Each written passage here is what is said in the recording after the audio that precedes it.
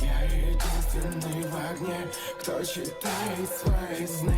Поклоняюсь темноте.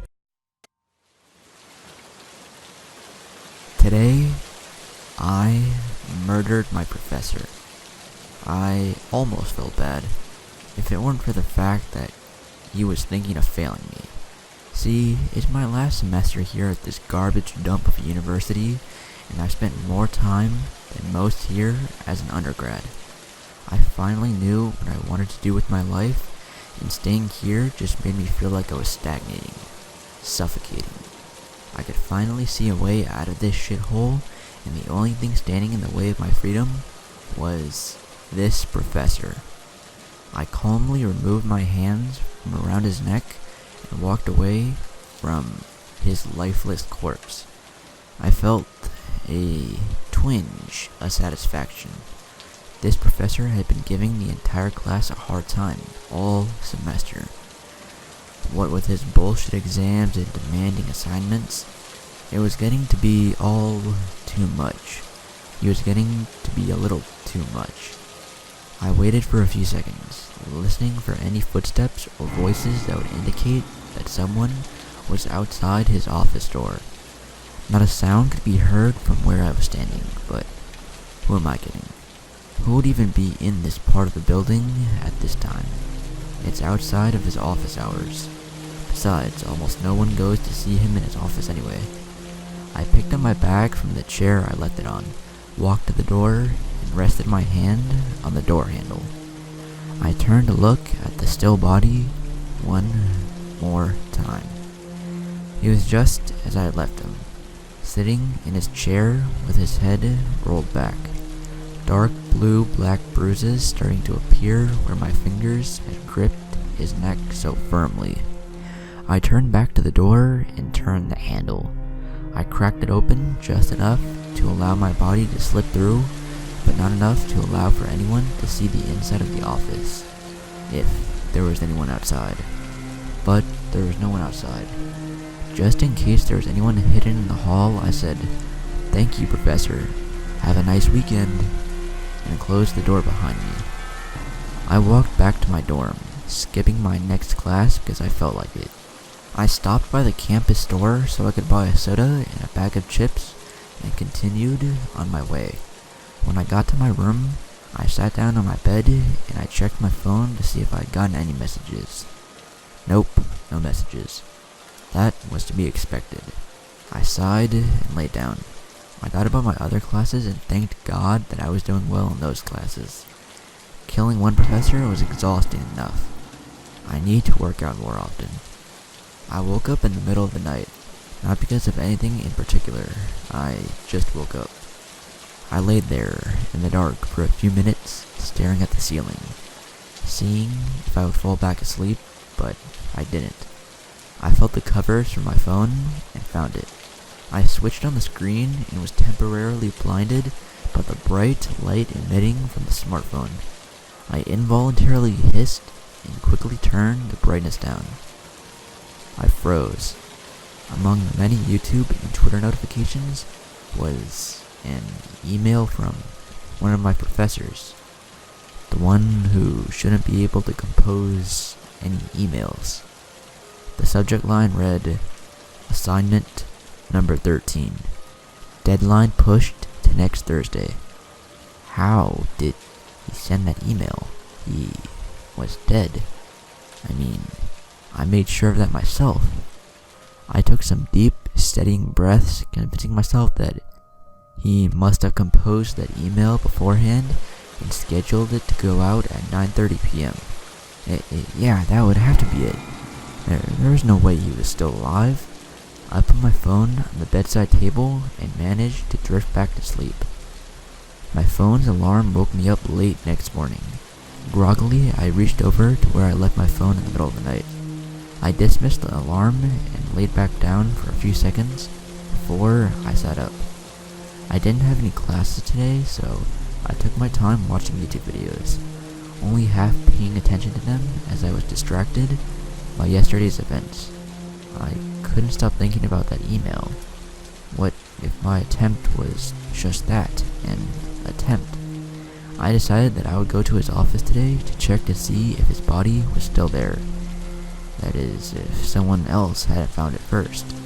I put on a fresh set of clothes, put on my sneakers, and set out to my professor's office. When I got there, I found no one in the hallways. No police, campus, or otherwise.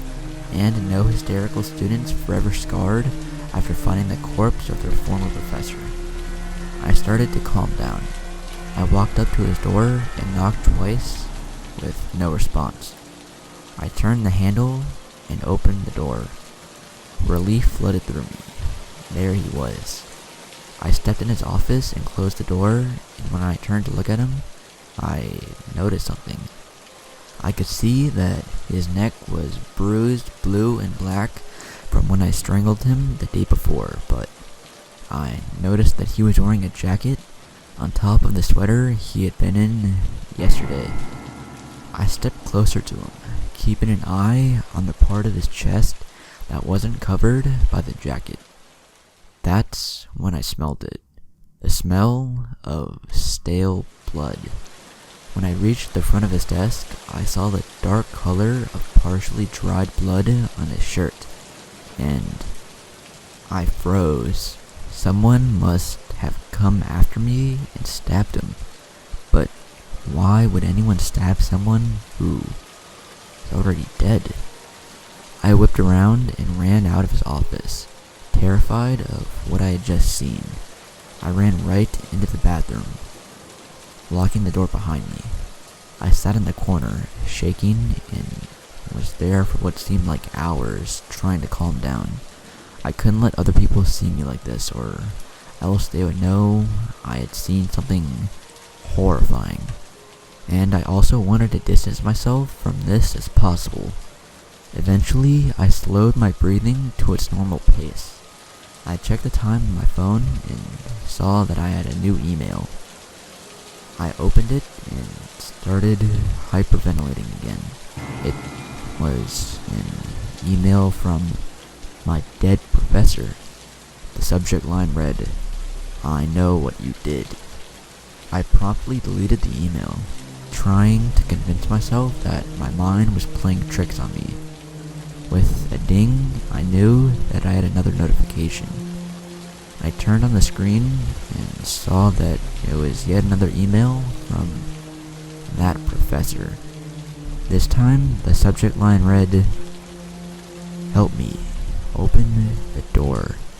The second I finished reading it, I could hear a faint scratching at the door. I was paralyzed. Even if I wanted to escape, I couldn't. There was only one way in and out of the bathroom, and I didn't want to find out what would happen if I tried opening that door. Suddenly, the scratching turned into knocking. Slow at first, but soon turned frantic. Tears of terror started flowing down my face as I struggled to not make a sound. I got another notification on my phone, and without checking, I knew it was another message from my deceased professor. I was too terrified to check it, so I turned it off. Stayed in the corner of the bathroom on the floor, curled up in a ball on my side, still crying. The knocking was faster now.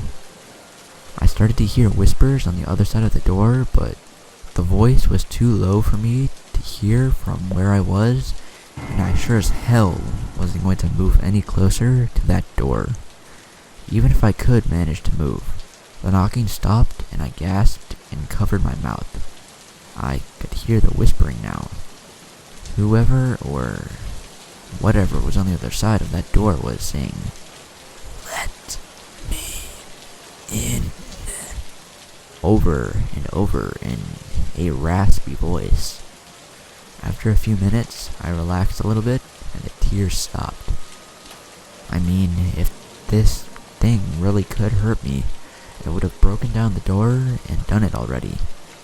The second that thought crossed my mind, the whispering stopped. Bang! It was as if someone had kicked the door.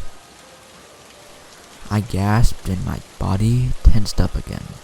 I waited for an hour, and when I was sure that the thing was gone, I uncurled myself and stood up, still shaky.